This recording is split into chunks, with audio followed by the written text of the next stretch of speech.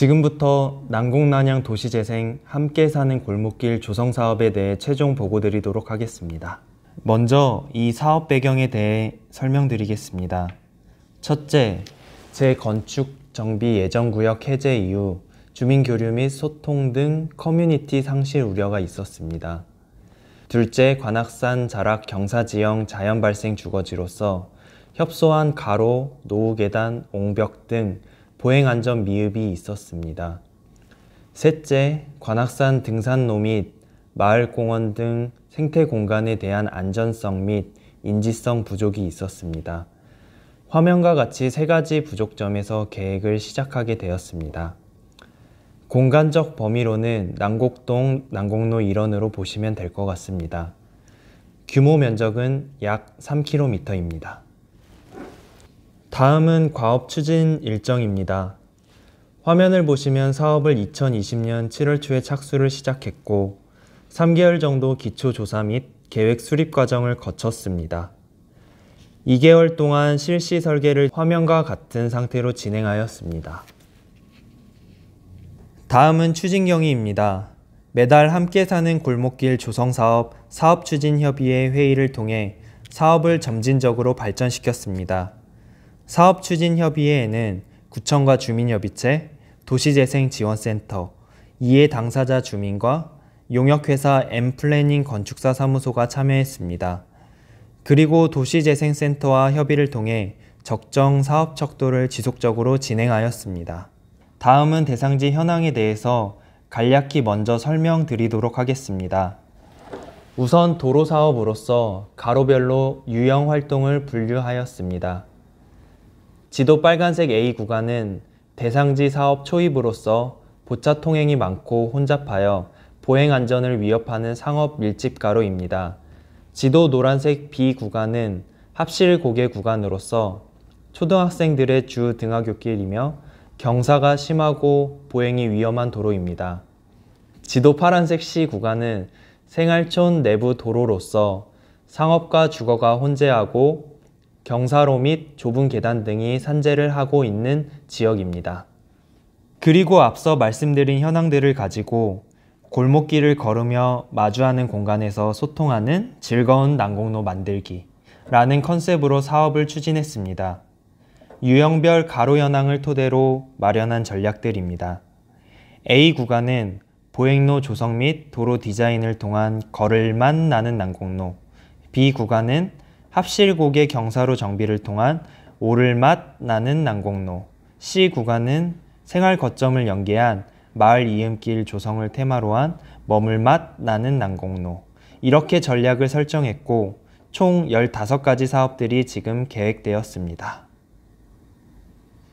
그럼 각 구간별 중요 사업을 우선 말씀드리겠습니다. 지도 빨간색 A 구간에 우린마트 GS 교차로까지 주민분들 요청에 따라 보행로를 조성하기로 계획을 세웠습니다. 이곳이 우린마트 조업 차량들이 하루 종일 조업을 하며 차를 대고 또 마트를 이용하시는 주민분들도 불법 주차를 계속 하고 있기 때문에 보행 환경이 상당히 열악한 지역으로서 보행로가 있었으면 좋겠다라는 의견이 있어 보행로를 조성할 예정입니다. 전체적으로 마을의 밝은 디자인을 위해서 도로 디자인 사업도 진행할 예정입니다. 지도 노란색 B 구간은 교차로 구간이 있는데 그 구간에 스마트 교차로 시스템을 설치 진행할 예정입니다. C 구간에 대해서는 난곡로 26 락길 양쪽에 골목길 쉼터를 조성하고 주민 참여형 공공 디자인 프로그램으로 나눔 벽역이라는 디자인 사업을 진행할 예정입니다. 자세한 사항은 뒤쪽에서 계속 설명드리도록 하겠습니다. 먼저 걸을맛 나는 난곡로 A 구간입니다. 지도 파란색 부분 경로당 진입 부분을 봐주세요. 이곳이 주차장과 보행 공간이 혼재하는 공간으로서 어르신들이 진입하기에 안전 문제가 있는 부분입니다. 그래서 보차 분리를 통한 보행로 개선을 계획했었습니다. 지도 아래 사진을 봐주세요. 나누중 후문 쪽에 관악산을 올라가는 등산로 진입 부분이 있습니다.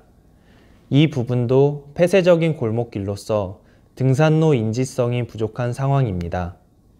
이런 부분들에 경사로 노면 정비를 하고 계단을 설치하여 안전히 등산로에 진입할 수 있도록 계획안을 마련했습니다. 그리고 오른쪽 지표를 보시면 도로계획에 관해서 가장 이슈였던 우림마트에서 무궁화 어린이 공원까지 보행로 조성 관련해서는 실질적인 이해 당사자인 해당 구간 상인들을 대상으로 설문조사를 진행했습니다. 해당 구간 1층 입주 상인 총 39개소를 대상으로 설문 진행한 결과 한 분을 제외하고는 대부분이 찬성이라고 말씀해 주셨습니다. 보행로를 설치하는 방향 또한 형평성을 고려했을 때 여력이 된다면 양쪽으로 설치를 했으면 좋겠다라고 말씀해 주셨습니다. 이 설문 결과를 바탕으로 해당 구간별 골목 계획을 세웠습니다. 다음으로 넘어가겠습니다. 1번 월드마트에서 난곡동 성당 구간입니다.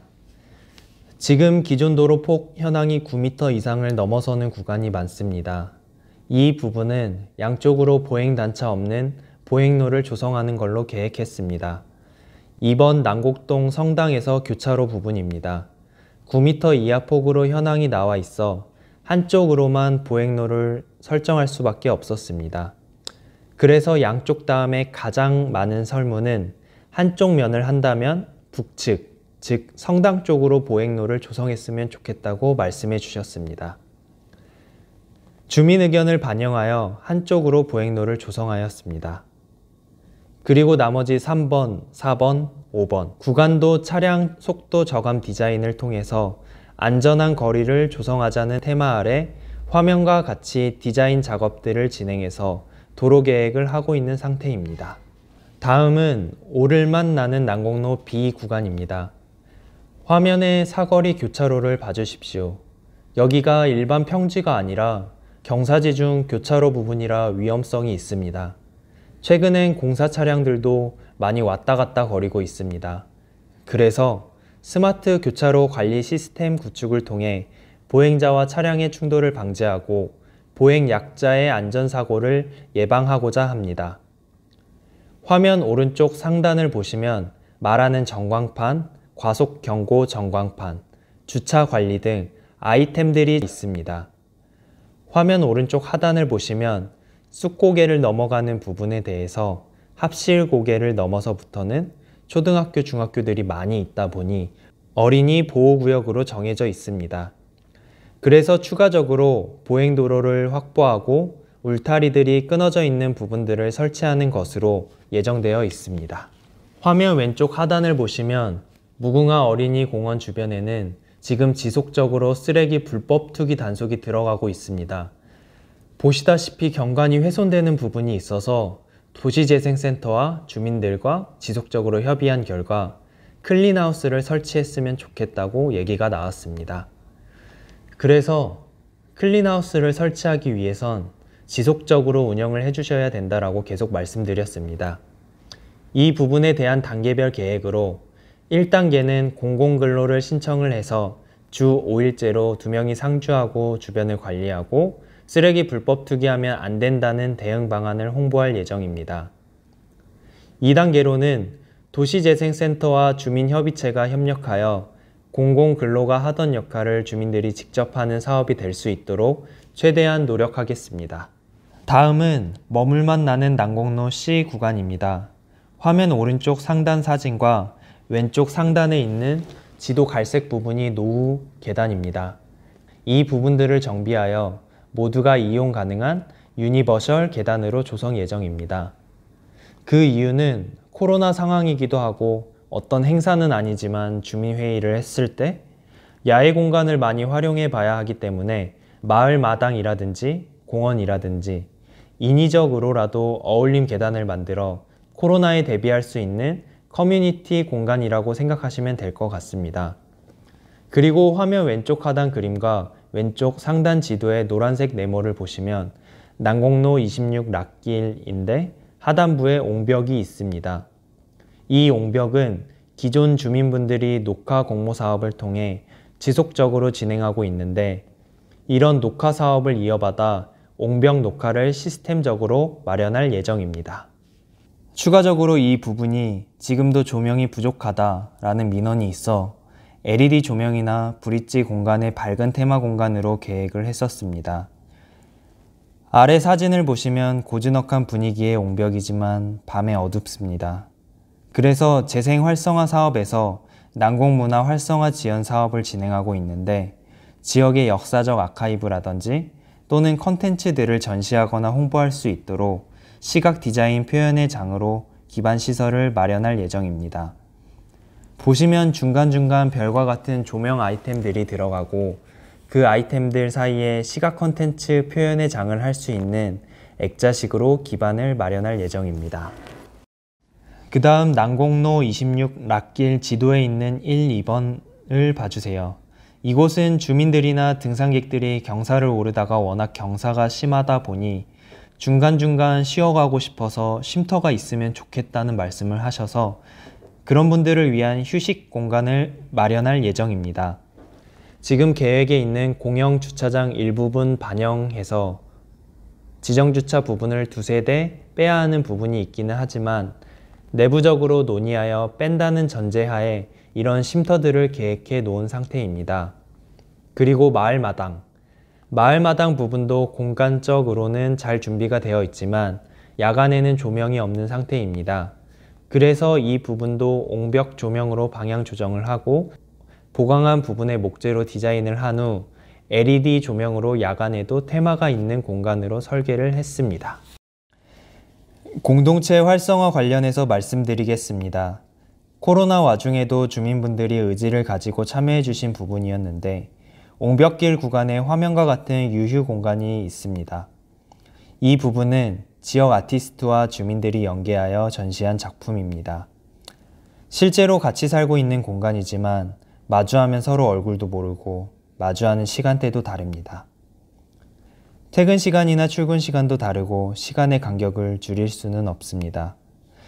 이 부분을 개선하기 위해 이 공간의 주민들이 본인들이 표현하고자 하는 작품을 직접적으로 그렸습니다.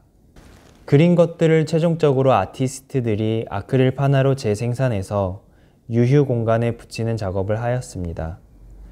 그리고 하단부에 조그만 쉼터를 조성하여 코로나가 조금 지나간 뒤에 주민들이 모여서 얘기를 할 수 있는 공간이 되기를 기대하며 제작하였습니다. 이 부분은 주민 참여형 프로젝트로 봐주시면 합니다.